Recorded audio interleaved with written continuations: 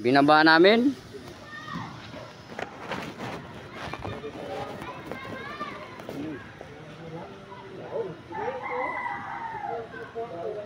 Tapos talaga na magbaba. Sandit lang. Thank you Lord.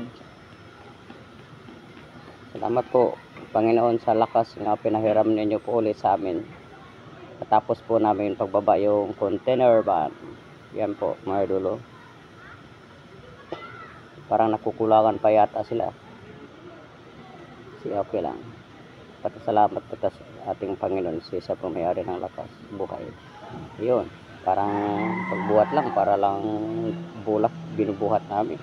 Sobrang magaan pala. Grabe, saglit lang po mga idol.